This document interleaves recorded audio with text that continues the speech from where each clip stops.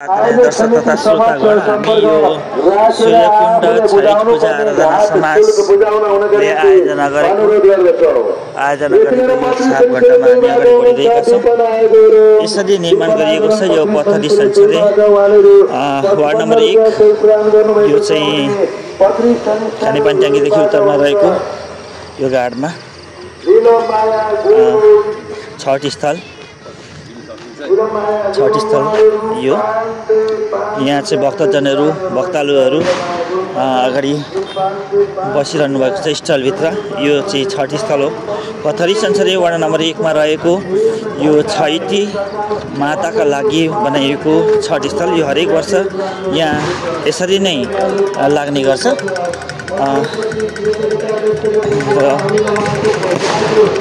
यहाँको भव्य उपस्थिति देख्न सक्नुहुन्छ। यतापट्टि नानीहरू बेत्ता बसेका छन्।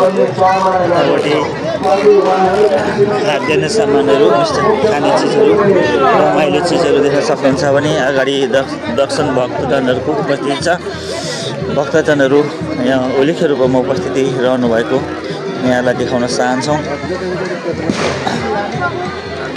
यो चाहिँ आयोजक समिति को स्थल रहेछ भने यहाँ चाहिँ व्रतालुहरू यसरी बस्नु भएको यहाँलाई देखाइरहेको छु। भक्तालु जनहरू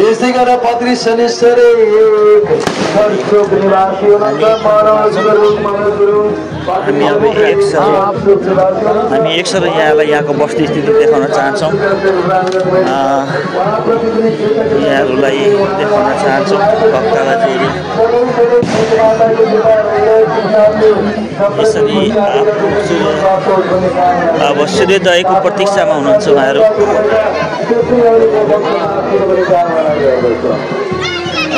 यहाँहरूलाई देखाइरहेको छु।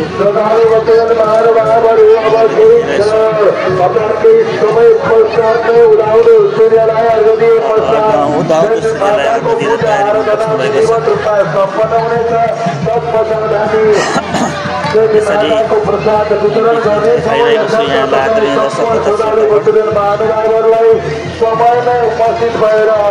छठ माताको पवित्र प्रसाद ग्रहण गरिदिनुको निम्ति हार्दिक आग्रह गर्दछौँ। यसै गरेर तपाईँ छठ माताको पूजा आराधना सम्पूर्णताको निमित्त हामीलाई सहयोग र दान गर्ने कृपया हामीसम्म आएर सहयोग गर्नुको निम्ति पनि अनुरोध गर्दछौँ। यहाँनिर नौमती बाजासम्म पनि आफ्नो प्रस्तुति दिइरहेको छ। नौमती बाजासम्म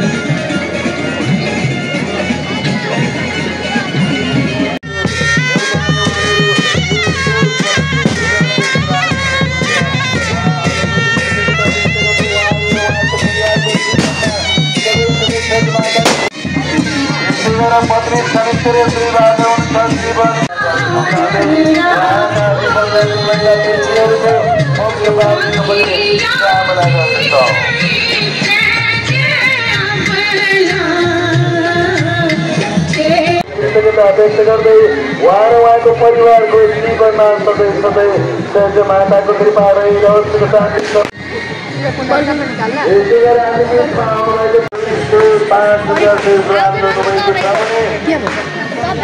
यो चाहिँ उत्तरपट्टिको भाग। उहाँहरू चाहिँ उदाउँदो सूर्यलाई अर्घ दिन प्रतीक्षारत हुनुहुन्छ। उदाउँदो सूर्यलाई अर्घ दिनको लागि सबैले फल राखेर सूर्योदयलाई प्रतीक्षा गरिरहनु भएको अवस्था छ।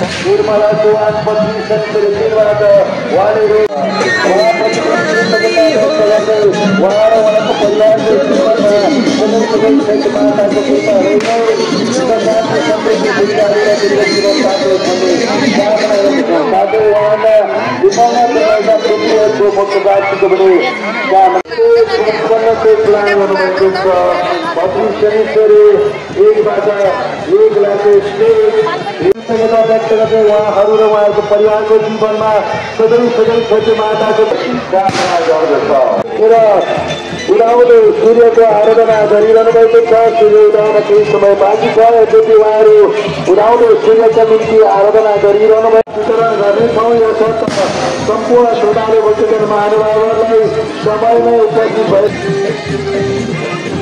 यसरी दशबाट महेश साथै उहाँहरूका दिवंगत हुनुभएका पितृहरूको मोक्ष प्राप्तिको पनि कामना गर्छ। यसै गरेर पत्नी शनिश्चरी बुद्धचोक निवासी हुनुहुन्छ।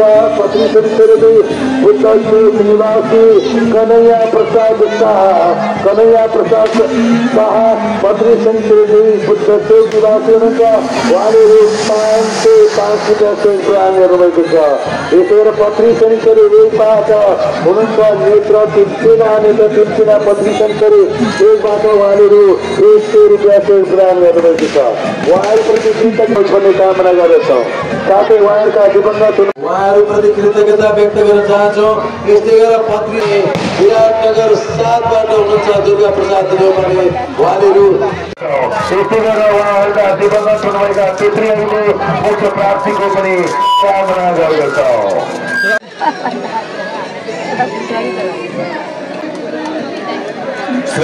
पूजा आराधना गरिरहनु भएको छ।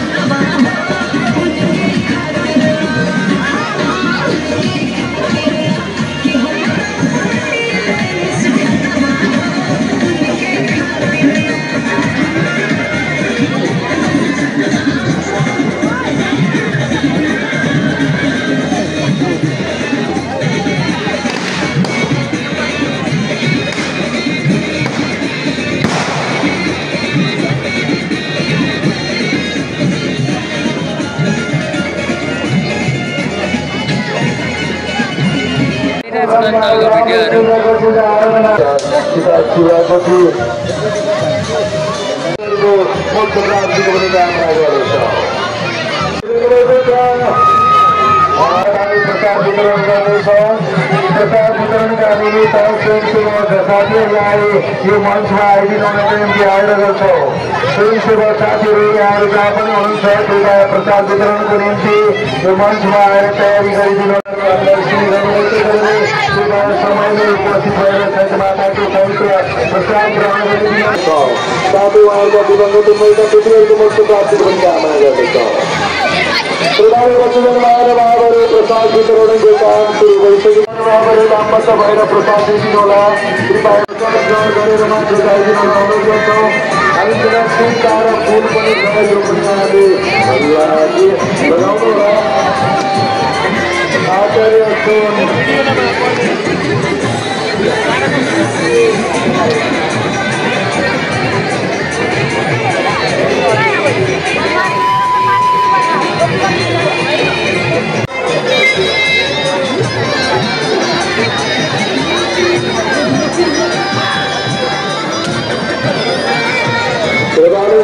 मानवहरू प्रसाद वितरण सुरु गरिएको छ।